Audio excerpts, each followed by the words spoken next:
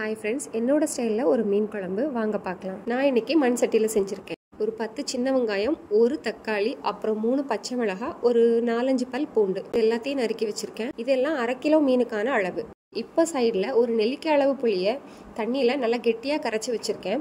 அது கூடவே மசாலா தூளும் ஆட் பண்ணிக்கலாம்.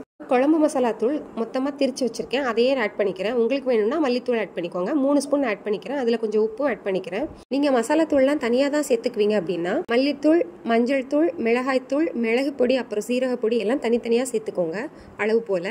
இப்போ ஒரு மண் சட்டியில் நல்லெண்ணெய் ஊற்றிக்கிறேன். உங்களுக்கு வேணும்னா நீங்கள் தேங்காய் எண்ணெய் கூட சேர்த்துக்கலாம். இப்போ எண்ணெய் சூடானதும் அதில் 1/2 ஸ்பூன் கடுகு, அப்புறம் 1 ஸ்பூன் வெந்தயம் சேர்த்து நல்லா பொரிய விடணும். பொரிஞ்சதுக்கு பிறகு சீரகம் சேர்த்துக்கலாம். சீரகம் ஒரு ஸ்பூன் சேர்த்துக்கிறேன். சீரகம் சேர்த்து நல்லா பொரிஞ்சதுக்கு பிறகு பச்சை மிளகா ஒரு 4 கட் பண்ணி வச்சுருந்தேன், அதையும் சேர்த்துக்கிறேன். பச்சை மிளகா சேர்த்ததுக்கு பிறகு பூண்டு நம்ம கட் பண்ணி வச்சுருந்தோம், அந்த பூண்டையும் சேர்த்துக்கிறேன். இது எல்லாத்தையும் ஒரு வாட்டி நல்லா கிளறி விட்டுட்டு அதுக்கு பிறகு நம்ம உரிச்சு வச்சுருந்த வெங்காயத்தையும் சேர்த்துக்கலாம். வெங்காயம் எல்லாமே நல்லா வதங்கி வரணும். நல்லா வதங்கினதுக்கு பிறகு தக்காளியை சேர்த்துக்கலாம். ஒரு தக்காளியை கட் பண்ணி வச்சுருந்தேன், அதையும் சேர்த்துக்கிறேன். அதை நல்லா கையிலேயே பிழிஞ்சு விட்டுக்கிறேன். பிழிஞ்சு விட்டு வதக்கும் போது இன்னும் கொஞ்சம் சீக்கிரமாகவே வதங்கிரும். புளிக்கரைசல்லையே உப்பு சேர்ந்துருக்கிறதுனால இதில் நான் எந்த உப்பும் சேர்த்துக்கலை. இது எல்லாமே சேர்த்து நல்லா வதங்கி வரட்டும். இப்போ நான் ஏற்கனவே ஒரு பெரிய வெங்காயத்தையும் ஒரு தக்காளியையும் மிக்சியில் அரைச்சி பேஸ்ட்டாக வச்சுருந்தேன். அந்த பேஸ்ட்டையும் இது கூட சேர்த்துக்கிறேன். இது எல்லாத்தையும் போட்டு நல்லா கிளறி விடலாம்.